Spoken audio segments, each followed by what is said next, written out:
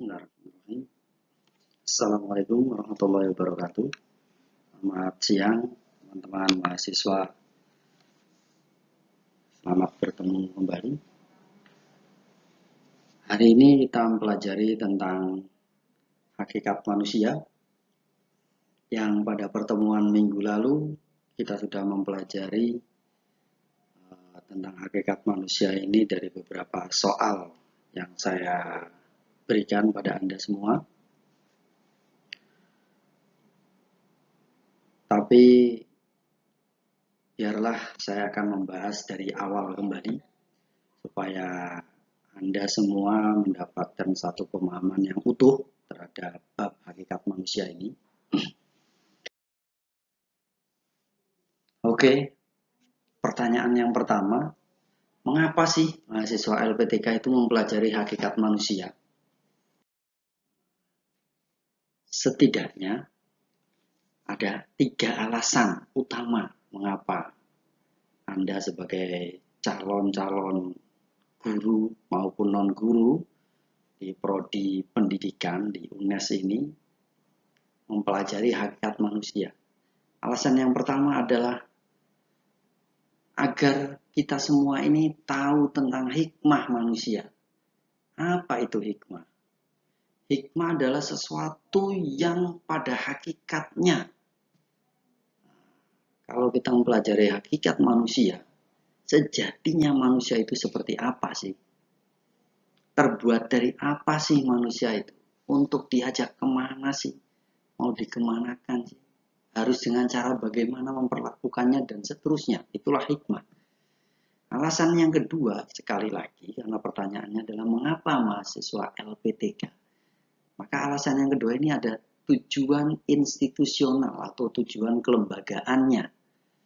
Tujuan dari kelembagaan LPTK yaitu untuk mencetak atau menciptakan atau menghasilkan lulusan di bidang pendidikan, baik itu guru maupun non-guru. Kalau Anda sebagai prodi pendidikan matematika misalnya, Anda calon guru matematika. Anda menjadi prodi pendidikan bahasa Perancis misalnya, Anda akan menjadi calon guru bahasa Perancis. Atau non-guru, apa itu non-guru? Salah satunya adalah misalnya prodi kurikulum dan teknologi pendidikan. Oh, jadi apa sih? Sebagai pendidik tapi bukan guru. Nah, misalnya mau menjadi widya iswara di LPMP bisa, di Badan Diklat atau yang sekarang namanya BPSDMD, Balai Pengembangan Sumber Daya Manusia Daerah, yang kalau Anda tahu itu tempatnya di Serondol, di dekat dengan Ada Banyumanik gitu. Alasan yang ketiga ada hubungannya dengan hikmah atau dengan alasan yang pertama dan kedua, yaitu mengenai konsep manusia itu sendiri. Kalau kita tahu mengenai konsep manusia ini, maka kita akan tahu bagaimana memperlakukan manusia itu. Sebaiknya seperti apa? Memperlakukan manusia sebagaimana layaknya manusia. Itu. Jadi ada 3 alasan paling tidak mengenai mengapa mempelajari hakikat manusia. Lalu siapa sih manusia?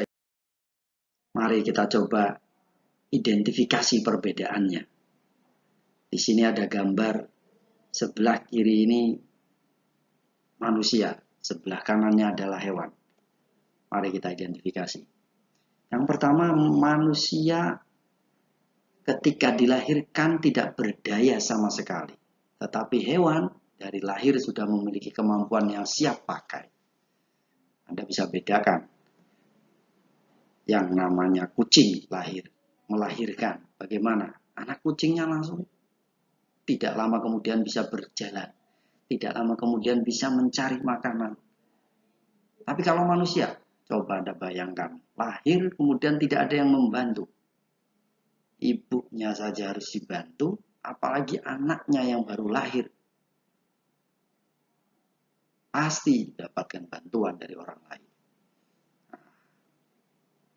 Perbedaan selanjutnya adalah hewan itu hanya sebagai makhluk biologis, tetapi manusia lebih dari itu.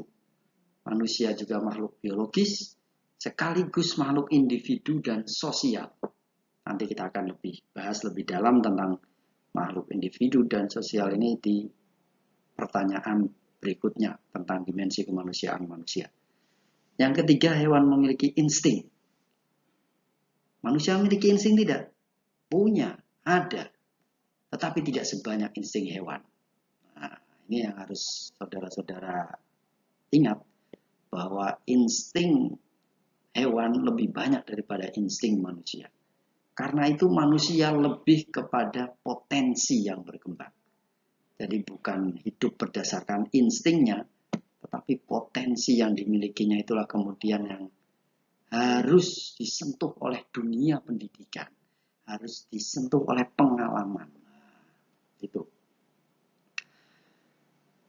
Karena potensi yang berkembang ini jugalah mungkin Anda sekarang ini yang merasa memiliki potensi tetapi tidak menjadi aktual, tidak menjadi prestatif. Itu mungkin ada yang kurang pas dengan bagaimana orang-orang di sekeliling Anda memperlakukan Anda. Yang sering saya contohkan itu potensi para perempuan, potensi para wanita ini. Apa potensinya? Potensi sebagai penyanyi.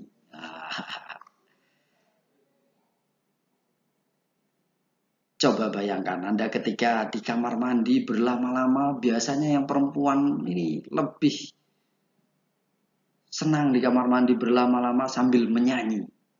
Nah, itu menandakan Anda punya potensi gitu. Tetapi potensi ini kurang berkembang, maka Anda tidak bisa menjadi seperti Agnes Monica gitu. Maka Anda tidak seperti Gita Gutawa. Agnes Monica sekarang ini di usia berapa? Masih usia remaja akhir lah. Itu sudah go internasional gitu. Tetapi Anda masih berkutat hanya nyanyi di kamar mandi. Nah, inilah potensi yang berkembang itu tadi kurang difasilitasi oleh lingkungan. Yang keempat, bertindak menurut instingnya. Karena hewan ada hubungannya tadi dengan sebagai makhluk yang punya insting. Tetapi manusia karena potensi yang berkembang, maka dia bertindak juga harus dilandasi dengan tanggung jawab. Yang berikutnya, tidak mengenal etika, estetika dan agama. Sedangkan manusia harus ada etika, estetika, agama ataupun kepercayaan seperti itu. Nah, silahkan Anda boleh menambahkan perbedaan-perbedaan hewan dan manusia ini pada kolom komentar nanti ya, pada saat kita diskusikan di grup WA ataupun di Google Classroom nanti. Silahkan, ini dianggap sebagai pertanyaan atau pop quiz yang pertama untuk mata kuliah pengantar ilmu pendidikan pada bab 1. Selanjutnya, pertanyaannya adalah sebutkan definisi manusia menurut para ahli. Saya mengutip beberapa ahli. Yang pertama Nicholas dan Sugiarja yang menyatakan bahwa manusia itu adalah bineka, tetapi tunggal. Bineka, tetapi tunggal. Seperti kita punya Pancasila. Bineka Tunggal Ika. Kira-kira seperti itu ya. Upanishad, manusia adalah kombinasi dari unsur-unsur roh atau atman, jiwa, pikiran, dan prana atau badan atau yang disebut fisiknya. Iwayan Matra, manusia adalah makhluk yang dinamis dengan trias dinamikanya, yaitu cipta, rasa, dan karsa. Cipta ini berhubungan dengan hasil-hasil pemikiran, hasil-hasil karya dari manusia. Rasa itu muncul dari tadi, kalau disamakan dengan estetika ya, rasa itu estetika itu. Ya. dan karsa. Karsa itu kemauan. Umar Muhammad At-Tomi Asy-Syaibani, ini yang paling lengkap. Manusia adalah makhluk yang paling mulia. Manusia adalah makhluk yang berpikir. Manusia adalah makhluk yang memiliki 3 dimensi, badan, akal, dan ruh. Yang pada pertumbuhannya, manusia itu dipengaruhi oleh faktor keturunan dan lingkungan. Itu beberapa pengertian tentang manusia. Anda silahkan pilih cari yang mana yang menurut Anda lebih tepat, atau Anda menambahkan kembali pengertian dari manusia itu menurut misalnya pandangan Katolik bagaimana, pandangan Islam bagaimana, menurut Al-Quran misalnya, menurut Injil misalnya, dan pandangan-pandangan ahli lain mungkin. Silahkan, itu menjadi pop quiz yang kedua.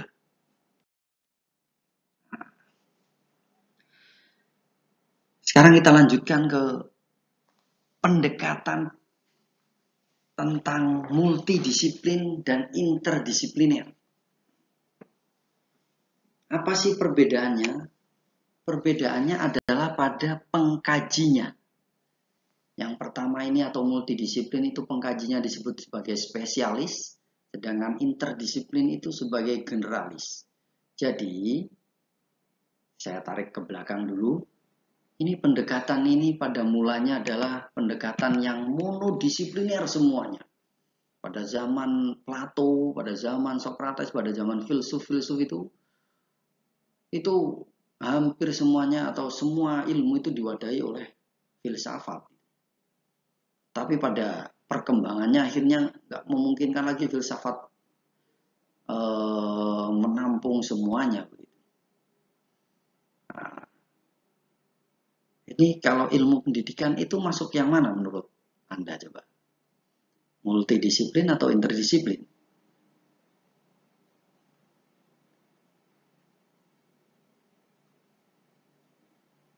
Multidisiplin itu mengkaji misalnya ya, mengkaji manusia itu dari perspektif masing-masing.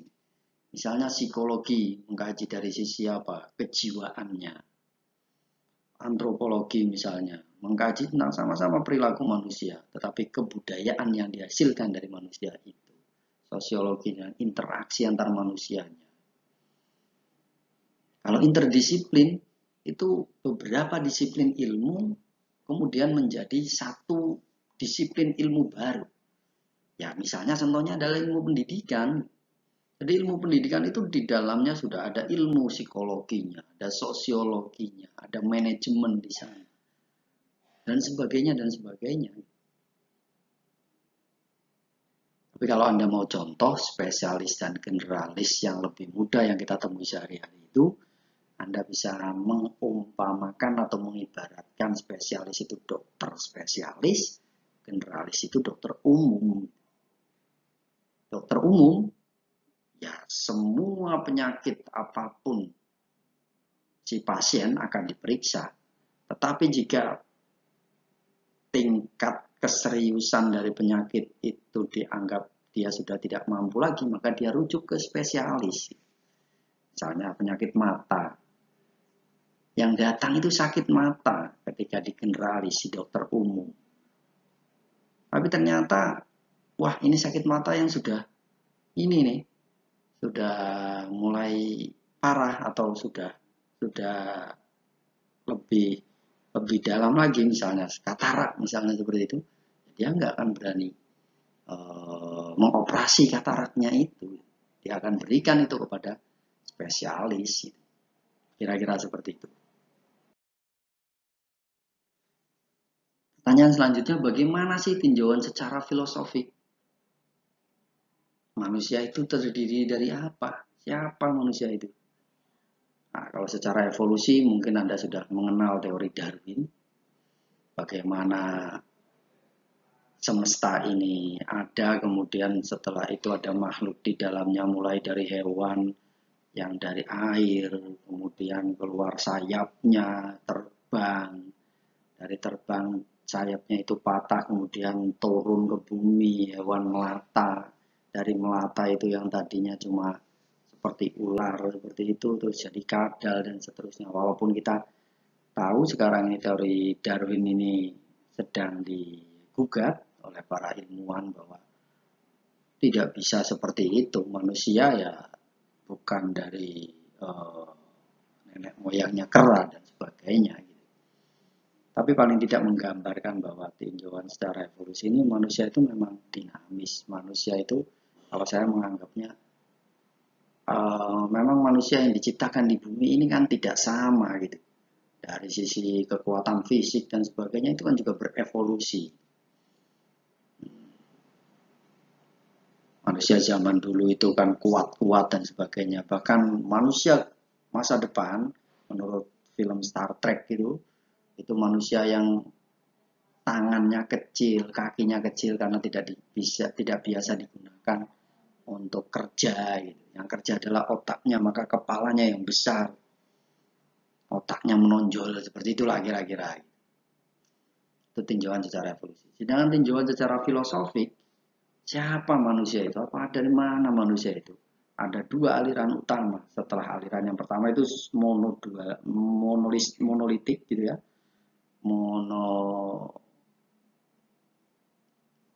Monolistik, jadi semuanya itu terdiri dari satu zat. Gitu. Semesta ini, alam ini semuanya dari satu zat. Manusia itu hanya makhluk kecil, mikrokosmos. Makrokosmosnya semua alam ini.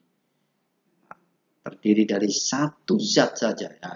Kemudian terjadi dua aliran pokok, aliran filsafat. Satu materialis yang melihat kebenaran itu atau sejatinya itu hanya ada dari kebendaannya yang terlihat saja atau fisiknya saja. Sedangkan idealis kebalikannya. Justru fisik itu mengikuti ruhnya, mengikuti raganya, mengikuti jiwa, ide. Kebenaran itu kebenaran ide. Maka idealis. Tidak melihat bendanya, tidak melihat yang terlihatnya. Nah, pada saat itu juga akhirnya kebijakan pendidikan atau cara orang mendidik itu akhirnya juga terbagi dua, terbelah dua. Ada yang mendidik dengan fisiknya saja cukup, ada yang mendidik dengan idealismenya saja, idenya saja, rohaninya saja. Maka terbagi secara dikotomis itu. Seperti misalnya negara-negara Yunani kuno dulu, itu kan polis-polis itu, jadi warga negara yang baik atau warga negara yang hebat itu adalah warga negara yang bisa mempertahankan kekuasaannya. Apalagi dia sampai meluaskan negaranya gitu. Itu negara yang warga negara yang baik, yaitu warga negara yang kuat secara fisik. Itu untuk tinjauan secara filosofi.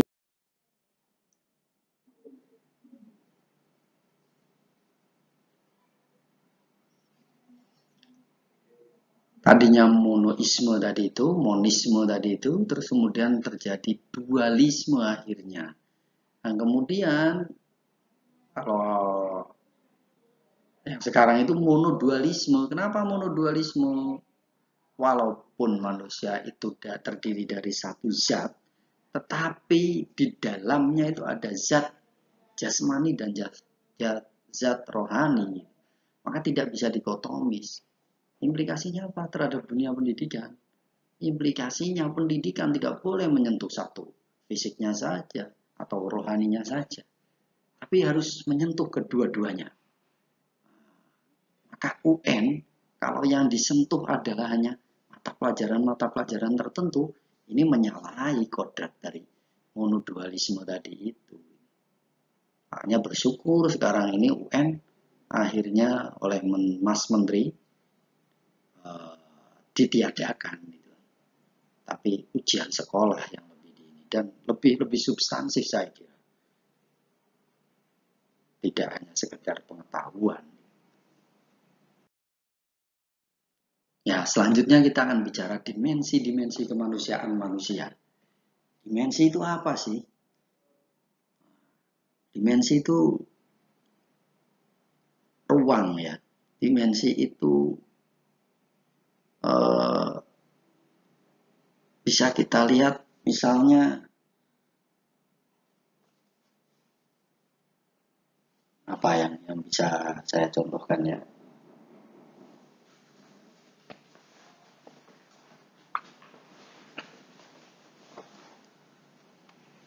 Buku ini mungkin.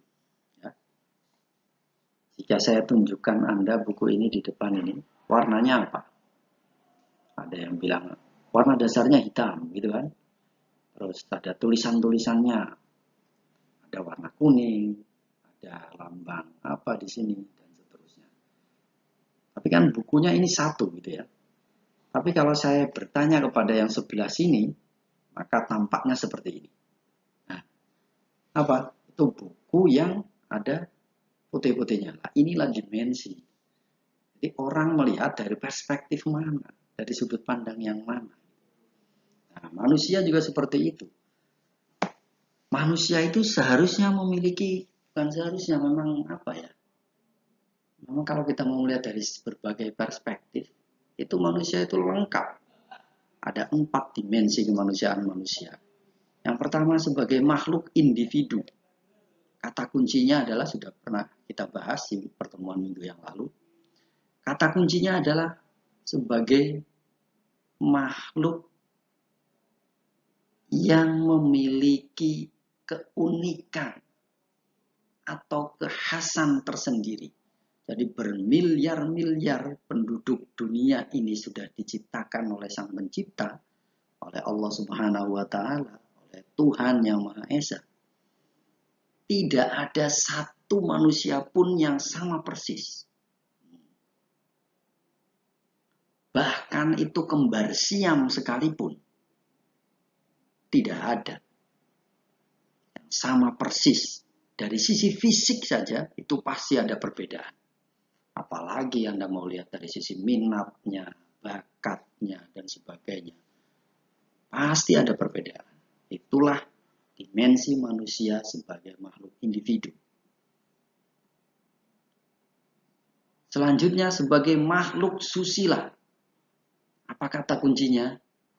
Manusia itu mampu membedakan yang baik dan yang buruk. Itulah hakikat makhluk susila. Jadi sebetulnya kalau manusia itu semuanya kesusilaannya itu berkembang dengan baik, berkembang sebagaimana mestinya, norma hukum itu nggak penting-penting amat. Betul nggak? Kenapa? Karena norma hukum itu membuat peraturan-peraturan yang apabila manusia melanggar, dia akan dihukum. Gitu kan? Dia akan kena pasal dan seterusnya. Padahal kalau makhluk ini susila, kalau semua manusia itu kesusilaannya berkembang, tidak ada pemerkosaan, ya, tidak ada pembunuhan, tidak ada itu apa, misalnya perselingkuhan dan sebagainya dan sebagainya. Nah, pendidikan ini pada hakikatnya menggiring manusia atau menjadikan manusia ini makhluk susila betul-betul. Gitu. Ya. Nah, selanjutnya makhluk sosial. Apa sih sosial itu? Sosial itu asal katanya sosius. Apa itu sosius? Berkawan. Maksudnya manusia itu harus berkawan dengan manusia lainnya. Coba Anda perhatikan, ada nggak manusia di bumi ini yang menyendiri, betul-betul sendiri, melakukan semuanya sendiri? Tidak ada. Satu pun tidak ada. Bahkan sekarang yang sudah mengklaim bahwa kemajuan teknologi itu membuat manusia bisa hidup sendiri tanpa bantuan manusia lain, tapi cukup dengan bantuan komputer, tidak bisa diterima juga. Kenapa? Misalnya, ini kita butuh makan, dia akan pesan lewat aplikasi misalnya, Gojek, atau aplikasi apapun itulah namanya. Siapa yang membelikan? Orang lain. Ya kan? Siapa yang memasakkan? Orang lain. Jadi tidak ada satu makhluk pun, makhluk manusia maksudnya ya, satu manusia pun di dunia ini yang tidak memerlukan bantuan orang lain. Tidak ada. Dan yang keempat adalah makhluk religius. Kata kuncinya adalah manusia itu percaya akan adanya kekuatan lain di luar dirinya. Kekuatan lain ini siapa? Kekuatan lain ini dikonsepsikan sebagai Tuhan, sebagai Allah oleh Muslim, oleh Nasrani misalnya Tuhan, oleh Hindu misalnya dewa dan sebagainya. Pokoknya kekuatan lain di luar dirinya gitu. Seberapapun kita sudah berusaha sekuat tenaga, tetapi yang kekuatan lain ini tidak mengiyakan, ya ini tidak akan terjadi. Lalu pertanyaannya, loh Pak, kan ada makhluk atau manusia yang tidak percaya adanya Tuhan. Berarti tidak percaya dengan adanya kekuatan lain. Atau yang biasa kita sebut ateis misalnya. Nah, tentang ini saya bisa membantahnya. Dengan apa? Sudah pernah saya dapat cerita dari seorang MH Ainun Najib, Cak Nun, yang lebih dikenal dengan Cak Nun itu. Beliau pernah satu pesawat dengan teman-teman yang ateis. Di pesawat itu ternyata mereka mau melaksanakan konferensi kaum ateis sedunia. Mereka mau bertolak entah kemana gitu. Tetapi saat pesawat itu keadaan darurat, yang tiba-tiba hampa udara langsung jelek gitu, langsung seperti mau turbulen ya, namanya turbulen. Saat pesawat itu turbulen, ternyata mereka yang mengaku ateis itu, yang mengaku tidak percaya adanya Tuhan itu, semua menyebut-nyebut kekuatan lain di luar dirinya. Kalau yang dekat dengan Islam, ya astagfirullah, Allahu Akbar, dan seterusnya. Kalau yang dekat dengan Nasrani misalnya, Tuhan Bapa, Tuhan Yesus, dan seterusnya disebutnya. Pada intinya ternyata manusia itu memang memiliki keempat dimensi ini. Sebagai makhluk individu, susila, sosial, dan religius. Tetapi kaum ateis misalnya itu tidak mengakui secara tersurat gitu ya. Dan secara gamblang memang tidak mengakui. Tapi ternyata di alam bawah sadarnya bohong kalau tidak mengakui.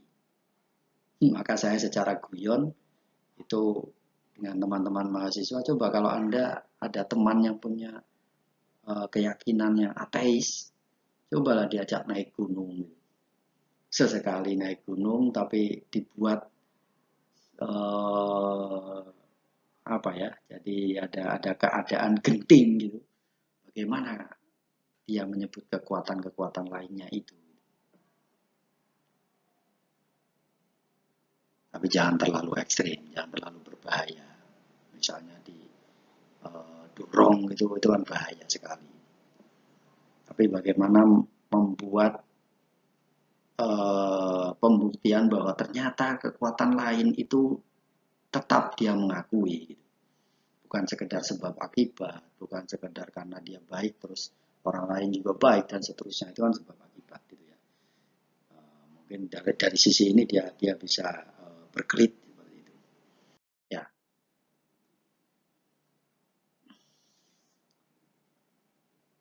Nah, selanjutnya pertanyaannya adalah apa wujud sifat hakikat manusia? Yang dalam buku Anda mungkin tidak ada. Ini saya kutipkan dari buku yang lain gitu ya, yang ditulis oleh saudara Umar Tirta Raharja, bahwa wujud sifat hakikat manusia itu adalah yang pertama, manusia itu makhluk sadar diri.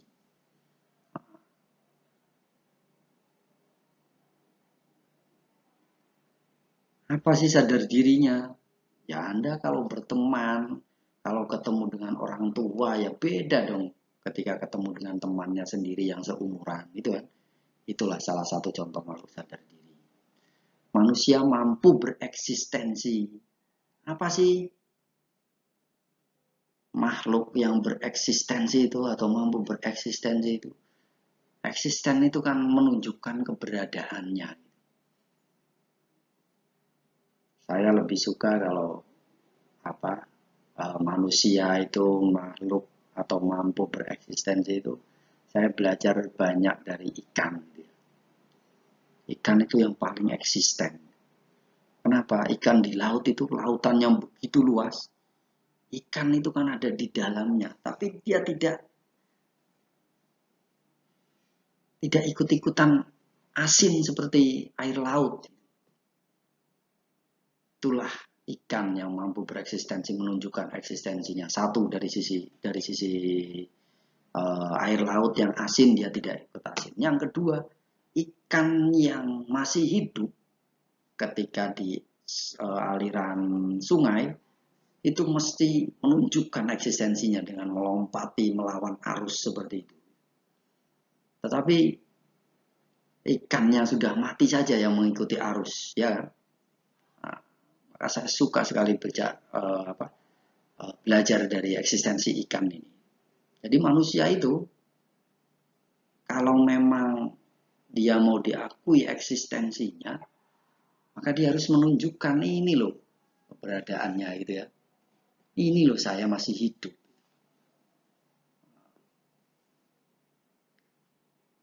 Atau Anda belajar lagi dari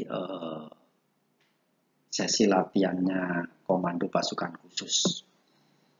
Yang saya tahu itu Komando Pasukan Khusus ini pasukan elit nomor 2 atau 3 di dunia gitu. Setelah marinirnya Amerika Serikat, US Navy, ya kan? Pada salah satu sesi latihannya, katanya gitu ya, Kopassus ini masuk ke dalam hutan dan satu orang di hutan belantara. Dia hanya dipersenjatai belati, gitu. Hanya disenjatai oleh pisau saja. Nah, dia bisa hidup menunjukkan eksistensinya selama berhari-hari dengan hanya cukup sebilah pisau itu.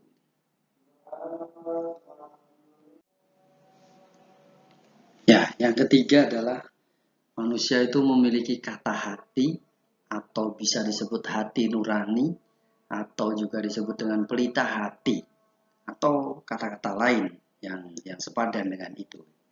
Jadi manusia itu pasti memiliki kata hati. Coba Anda perhatikan. Coba ingat-ingat lagi bohong yang pertama kali Anda lakukan. Pasti merasa tidak nyaman dan pasti seperti ada yang membisiki, jangan bohong, jangan bohong. Itulah kata hati. Jadi manusia itu pasti memiliki itu. Jadi kalau Anda itu mau mendengarkan kata hati itu dan kemudian melaksanakan, sebetulnya manusia itu bisa lurus hidupnya gitu. Begitupun saya ya. Ini bukan berarti saya bicara Anda terus itu hanya untuk Anda, tidak, tapi ini juga untuk diri saya gitu. Jadi manusia itu sebetulnya punya kata hati itu atau hati nurani itu. Tapi bukan salah satu partai di negeri ini ya. Ini asli hati nurani yang sebetulnya. Terus manusia memiliki moral. Kalau kata hati tadi itu baru bisikan, sedangkan moral itu sudah perbuatan, sudah perilakunya itu, perilaku bohongnya itu gitu ya. Tapi kalau kata hati itu baru sekedar suruhan atau sekedar baru bisikan seperti itu. Kalau moral sudah perilakunya. Manusia juga memiliki kemampuan untuk bertanggung jawab atau responsibility. Saya yakin Anda seorang mahasiswa sudah bisa diberikan tanggung jawab oleh orang tua Anda. Paling tidak mengelola uang jajan, gitu. Paling tidak mengelola uang bekal untuk 1 bulan, ada yang 1 mingguan, ada 2 mingguan dan seterusnya. Itulah kemampuan bertanggung jawab. Buktikan tanggung jawab itu, jangan sekali habis langsung minta lagi. Itu padahal waktunya misalnya 2 minggu sekali. Belum 2 minggu sudah habis. Nah, kan Anda terbiasa lah sesama mahasiswa utang gitu kan. pinjam meminjam. Itu sangat-sangat wajar itu. Itulah bentuk tanggung jawab Anda mengelola keuangan itu tadi. Terus memiliki rasa kebebasan. Ya harus punya manusia itu. Jadi kalau Anda sekarang yang merasa terpaksa memilih satu prodi atau jurusan itu, nah, maka mulailah bebaskanlah diri Anda itu. Oke lah, ini saya anggap yang terbaik untuk diri saya. Maka Anda akan mengalami rasa kebebasan itu. Gitu. Terus manusia memiliki kesediaan melaksanakan kewajiban dan menyadari hak. Jadi jangan dibalik hak dan kewajiban itu, tapi melaksanakan kewajiban dulu baru menyadari haknya. Seperti ungkapan John F. Kennedy ya kalau tidak salah yang mengatakan jangan tanyakan negara berbuat apa untuk Anda, tapi Anda menyumbangkan apa untuk negara. Nah, ini yang hebat, ini luar biasa. Jangan tanyakan UNES memberi apa, memberi fasilitas apa untuk Anda, tapi tanyakan kontribusi Anda terhadap kemajuan UNES seperti apa. Nah, itu hebat. Yang terakhir adalah manusia mempunyai kemampuan untuk menghayati kebahagiaan. Dan saya yakin kebahagiaan satu orang dengan orang lainnya ini berbeda. Ada yang senang jika dapat